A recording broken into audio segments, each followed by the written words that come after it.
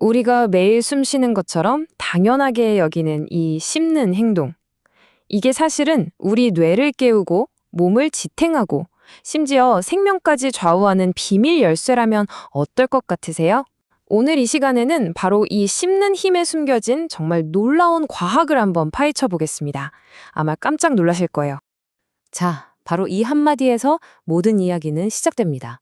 어떤 분에게는 그저 나이가 들어서 생긴 사소한 불편함일 수도 있겠죠. 하지만 사실 이건 우리 몸이 보내는 아주 중대한 경고 신호일 수 있습니다. 바로 이 질문이 오늘 이야기의 핵심입니다. 씹는 게 힘들어졌다는 게 그냥 이가 좀 약해졌다는 뜻일까요? 아니면 우리 뇌 기능부터 시작해서 몸 전체가 무너지는 거대한 도미노의 첫 번째 조각이 쓰러지는 소리일까요? 지금부터 그 도미노를 함께 따라가 보시죠. 네, 첫 번째로 쓰러지는 도미노는 바로 우리의 뇌입니다. 보통 씹는 걸 그냥 음식을 잘게 부수는 기계적인 활동이라고만 생각하잖아요? 전혀 아닙니다. 이건 뇌를 직접적으로 자극하고 활성화시키는 굉장히 중요한 신경 활동이에요. 과학에서는 씹는 행위를 저작이라고 부르는데요. 이건 단순히 턱을 움직이는 운동이 아닙니다. 뇌에 아주 강력한 신호를 보내고요. 뇌로 가는 혈액의 양을 늘려서 우리의 인지 기능을 보호하는 굉장히 정교하고 복합적인 시스템인 거죠. 이게 어떻게 작동하는지 보면 정말 놀랍습니다. 우리가 음식을 어금니로 꽉 씹을 때 그 압력이 치아 뿌리에 있는 센서를 통해 3차 신경이라는 초고속 케이블을 타고 뇌의 기억 저장소, 바로 해마로 신호를 바로 쏴주는 겁니다.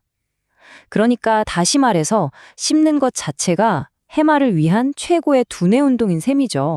정말 충격적인 연구 결과 하나 보여드릴게요. 치아가 딱 하나 빠질 때마다 치매에 걸릴 위험이 1.01배씩 늘어난다고 합니다. 이게 복리처럼 쌓이는 거예요. 이게 1.01배 하실 수도 있지만 이게 10개, 20개가 되면 정말 걷잡을 수 없이 커지는 거죠. 그리고 바로 이 숫자, 20개가 아주 중요한 위험의 경계선입니다. 우리 입안에 남아있는 치아가 20개 미만으로 줄어드는 순간부터 치매 발병 위험도는 말 그대로 수직으로 치솟기 시작합니다. 자, 이 그래프를 한번 보세요. 이게 정말 중요한 사실을 알려주거든요. 맨 왼쪽은 치아가 건강할 때입니다. 위험도가 낮죠? 가운데는 치아를 잃고 아무것도 안 했을 때인데 위험도가 확 치솟습니다. 그런데요, 맨 오른쪽을 보세요. 치아를 잃었지만 틀니를 사용해서 씹는 기능을 유지했더니 위험도가 다시 뚝 떨어집니다. 이게 뭘 의미할까요? 네, 핵심은 치아 개수 그 자체가 아니라 뇌에 자극을 계속 주는 씹는 기능이라는 아주 희망적인 증거입니다. 뇌에서 시작된 첫 번째 도미노는 이제 우리 몸 전체로 그 충격을 전달합니다. 두 번째 도미노죠. 씹기 힘든 음식을 피하기 시작하는 바로 그 순간부터 우리 몸은 영양 불균형이라는 조용한 붕괴를 맞이하게 됩니다. 이 두 식단을 비교하면 문제가 바로 보입니다. 왼쪽에 균형 잡힌 식단은 고기, 채소처럼 단백질과 섬유질이 풍부하죠. 하지만 씹기 힘들어지면 어떻게 될까요? 자연스럽게 오른쪽 식단으로 바뀌게 됩니다. 씹기 편한 빵, 국수, 죽 같은 부드러운 탄수화물 위주로요. 바로 이 지점에서 단백질 부족으로 인한 근육 감소, 근감소증이라는 비극이 시작되는 겁니다. 이 무서운 연쇄 반응을 구강노쇠의 악순환이라고 부릅니다. 한번 보세요. 입안의 작은 문제 때문에 사람들하고 밥 먹는 게 꺼려지고요.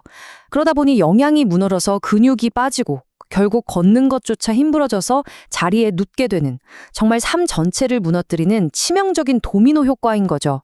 하지만 앞서 말한 뇌와 근육 문제보다 훨씬 더 즉각적이고 훨씬 더 치명적인 위험이 남아 있습니다. 뇌 기능이나 근육 감소는 서서히 다가오지만 이 세 번째 도미노는요, 우리의 생명을 순식간에 앗아갈 수도 있습니다. 바로 식괴라는 개념 때문입니다. 혹시 들어보셨나요? 우리가 음식을 삼키기 직전에 입안에서 음식물을 아주 잘게 부수고 침하고 잘 섞어서 매끄러운 덩어리로 만드는데요. 이걸 식괴라고 불러요. 이 식괴가 제대로 만들어지느냐 마느냐가 우리 생명을 지키는 첫 번째 방어선이 됩니다. 우리가 안전하게 음식을 삼키려면 이 완벽한 3단계를 거쳐야만 합니다. 첫째, 치아가 음식을 잘게 분쇄하고 둘째, 침이 나와서 부드럽게 윤활해주고, 셋째, 혀가 이 모든 걸 하나로 단단하게 응집시켜야 하죠. 이 중에 단 하나라도 실패하면 어떻게 될까요?